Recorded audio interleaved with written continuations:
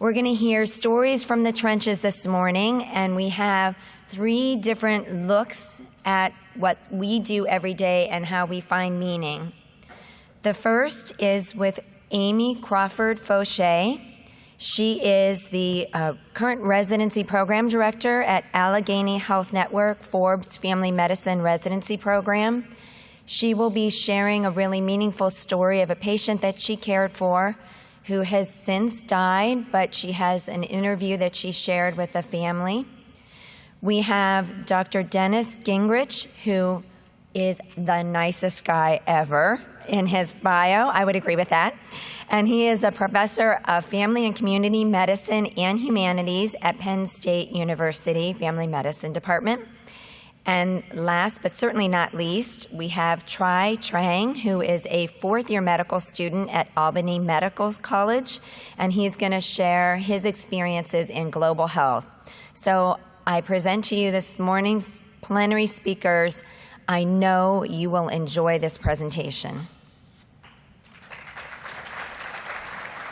I hang 3 special ornaments on our tree each Christmas. There is a ceramic carousel horse missing part of a back leg, a Santa Claus head with a yarn beard, and a large sand dollar with a drawing of a sleeping child on it. These ornaments are special to me because Jack gave them to me. This is Jack with his daughter Mary Jane. We had initially planned to have one of Jack's daughters with us today in person, but life got in the way. So Mary Jane will be joining us by video. And by the way, don't be alarmed, her cat Bunny also makes an appearance. So I met Jack when I was a fairly new doctor, and he was a fairly old man. And our meeting was one of those matters of happenstance. I met Dr. Crawford when my mother was admitted to Delaware County Community Hospital. She had lung cancer, and at this point had it for maybe 6 months. She had continued to run the household. Occasionally she would need to go to the hospital. This day she was taken by ambulance to a hospital we didn't normally go to, and that's where we met Dr. Crawford and her practice. My mom at this point needed to be put into hospice, and Dr. Crawford helped us make that transition. She became my mother's doctor at that point. And this is Muriel. As Mary Jane said, Muriel was admitted to our hospital service with lung cancer and superimposed pneumonia. I got to know Jack a little bit while we cared for Muriel in the hospital, and then a little more when we took care of Muriel in her home, and then finally at a nursing home where she died several months later. At the time, I thought my involvement had ended with Muriel's death, but Jack had other ideas. Just before the holidays, Jack showed up on my office schedule. He was still 6 feet tall with swept back white hair, and that day he wore a festive red sweater under a tweed blazer. Since he was a new patient, we spent some time reviewing his stable chronic illnesses, because overall he was in pretty good shape for 86. What he really needed was to talk. And what he needed to talk about was this: what do I do now? And how do I go on? He told me he wanted to decorate his house for Christmas as usual, but that had always been Muriel's job, and he had no idea where she had packed away the small tree and the ornaments. So, I wasn't worried about him in terms of having day-to-day support, but the idea of him having to cook his own meals and do the laundry and manage on the steps in a 2-floor house was significant. And that's just the physical part of it, right? The emotional part was really what concerned me. And I think he was very brave with me and my sister and brother. To not be seen as a weakling or a complainer or a whiner. He was an optimist, and I think when he lost my mother, there was certainly a period of mourning, and we lost my oldest brother also a couple of years after that, and so he was kind of stoic about those things. But I think he used Dr. Crawford as his confidant, so she helped him manage through a difficult time. Maybe she listened to him in his weaker moments that he didn't want to show his family, and he just put on his game face and carried on. I think Mary Jane was accurate about that, and I'm so pleased that his family felt this way too. Our subsequent visits were part medical and a lot social. We'd talk about how he was adjusting, what he was doing, how his children and grandchildren were. Over time, I was heartened by his progress. He went back to attending Mass every morning, which was very important to him, and he even volunteered at a soup kitchen through his church. He eventually returned to his beloved house on Cape May, New Jersey.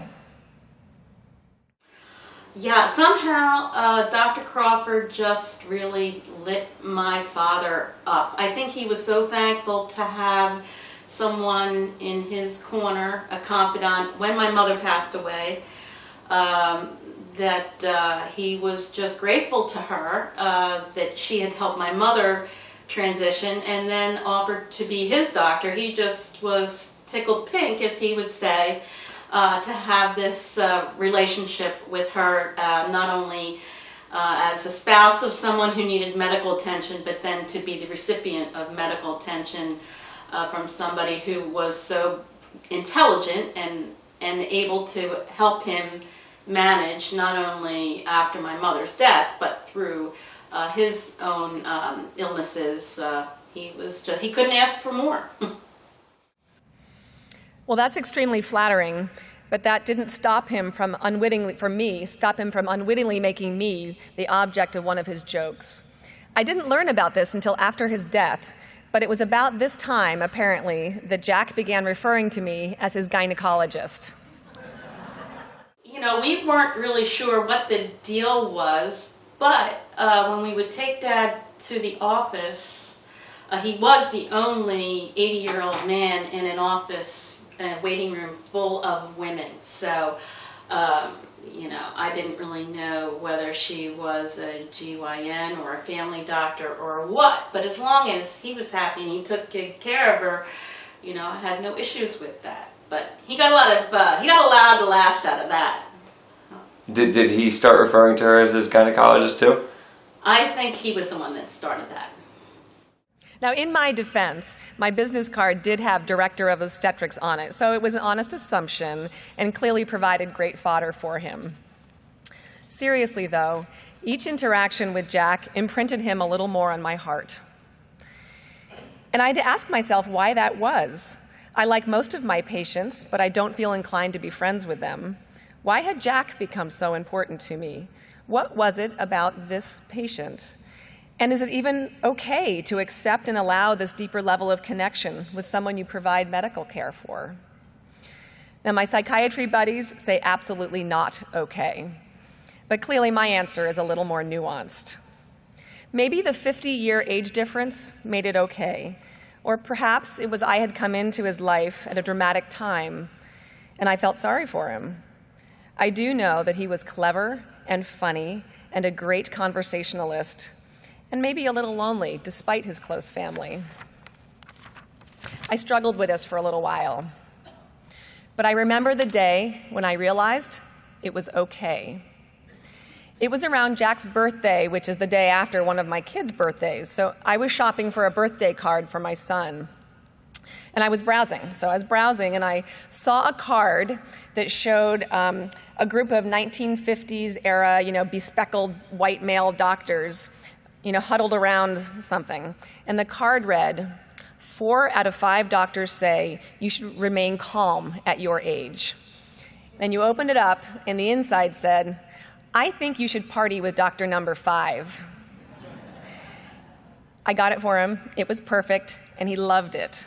At that point, I became Doctor Number 5. Well, it was just comforting to know that we had help in our family network that was more than a place that you go for a doctor's visit. It was, a relationship with Dr. Crawford and her practice. She sort of became an extended part of our family.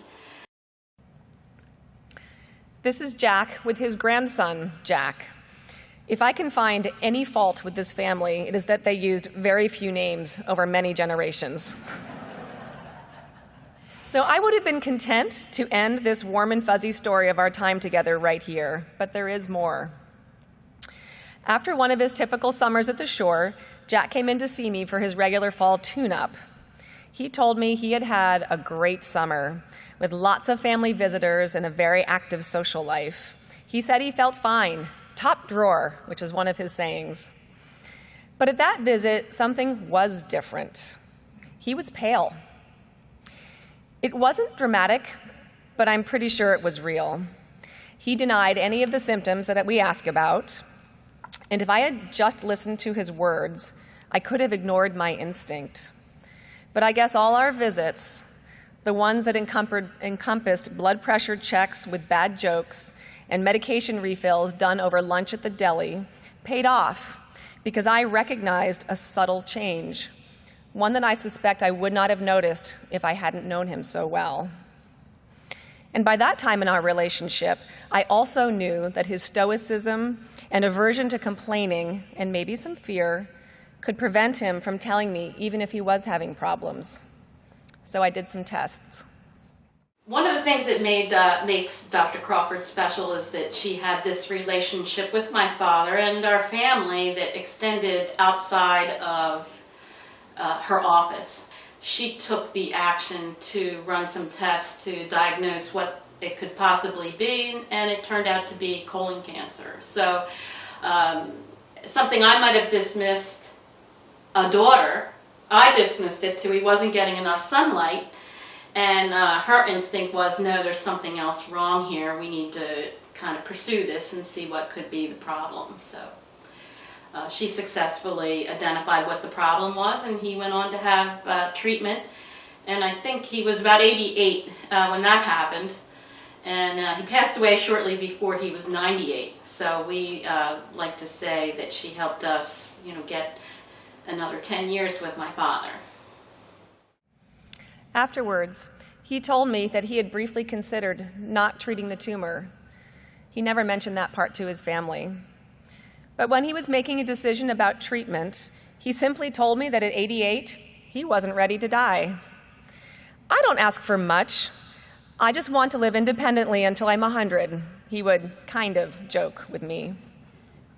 At this point, I stopped feeling guilty about our frequent visits, both the office visits and the home visits, both in Philly and at the shore. I felt confident that Jack did benefit from his relationship to the same degree that he added to my life. It is gratifying to hear from Mary Jane and his other children that they believed I was good for Jack too. She became Amy to me, and there was never a point where I wanted or needed a second opinion. I felt so comfortable and confident in their relationship, and knowing that medically and emotionally my dad was getting the care that he needed. Jack taught me that allowing some degree of emotional attachment can make the difference between generic care and personal care. And sometimes this distinction can save a life. We had so much more time together than I ever could have anticipated when we first met. When I think about him, I am reminded of the power of listening and how being Jack's family physician and his friend made me a better doctor and enriched my life. Listening is one of the keys to respect in humanistic psychology, and so there's people that have written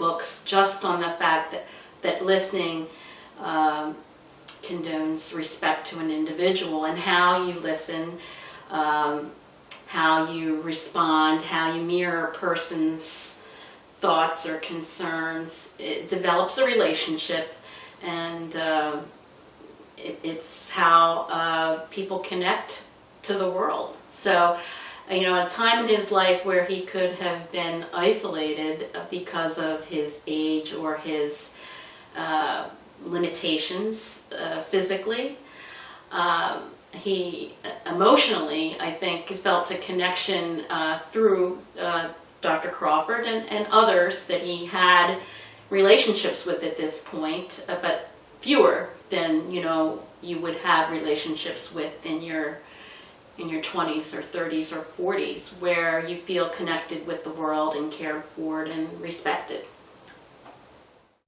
I don't know if I will have another Jack in my life, but I hope to God that you have at least one. Thank you.